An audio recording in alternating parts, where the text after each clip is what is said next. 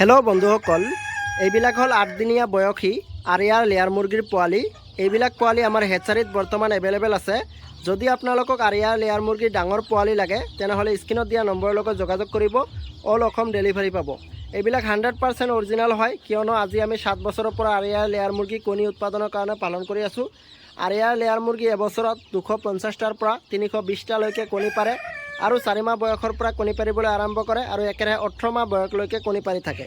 তো যিয়ে নহওক বন্ধুসকল, এইবিলাক আমি আমাৰ ইনকুবেটৰ মেচিনৰ পৰা ওলাইছোঁ। আজি 8 দিন বয়স চলি আছে আৰু আমাৰ ইয়াত এভেইলেবল আছে। আপোনালোকে বহুতে আমাক কমেণ্ট কৰি থাকে, দাদা আপোনাৰ ইয়াত বুডিং পোৱালি পোৱা যায় নেকি? যদি আপোনালোকক বুডিং পোৱালি লাগে আজিয়ে কণ্টেক্ট কৰিব। তো যিয়ে নহওক আমাৰ মুৰ্গীৰ ফাৰ্মখন দেখুৱাই আছোঁ।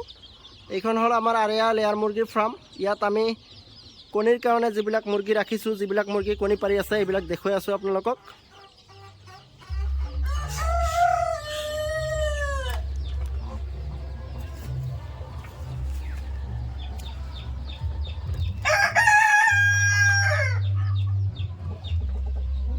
এইবিলাক ডেইলি কণী পাৰি আছে মুৰ্গীবিলাক, আৰু এই কণীবিলাক আমি আমাৰ ইনকুবেটৰ মেচিনত বহাই আছোঁ।